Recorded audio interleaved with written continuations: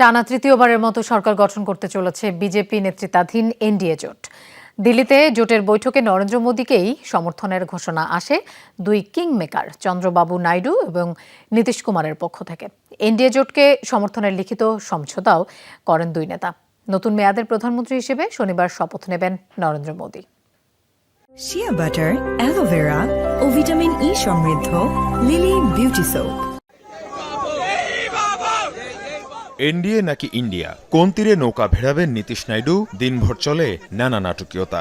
একক সংখ্যাগরিষ্ঠতা হারানোই বিজেপিকে সরকার গঠনে নির্ভর করতে হচ্ছে জোটের ওপর। ফলে টিডিপির চন্দ্রবাবু নাইডু এবং জেডিইউর নীতিশ কুমার হয়ে ওঠেন কিংস মেকার।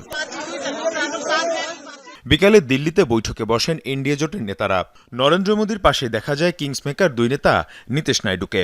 সেখানে আসে বিজেপির নেতৃত্বাধীন জোটকে সমর্থনে তাদের চূড়ান্ত ঘোষণা করেন লিখিত সমঝোতাও। শরিকদের সাথে মন্ত্রিসভা সহ বিভিন্ন পদ পদবি ভাগ বাটোয়ারা নিয়ে চলে আলোচনা। বৈঠক শেষে চন্দ্রবাবু নাইডু জানান, এনডিএ জোটের হয়েই নির্বাচনে অংশ নিয়েছে টিডিপি, তাই তাদের সমর্থন না করার কোনো কারণ নেই। আমরা যদি জোটের অংশ না হই তাহলে কিভাবে নির্বাচন করলাম?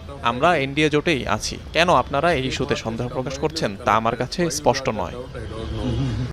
এর আগে রাষ্ট্রপতি দ্রৌপদী মুর্মুর কাছে পদত্যাগপত্র জমা দেন ভারতের প্রধানমন্ত্রী নরেন্দ্র মোদী। সাথে ছিলেন মন্ত্রী পরিষদের অন্যান্য সদস্যরাও। তাদের পদত্যাগপত্র গ্রহণ করেন রাষ্ট্রপতি।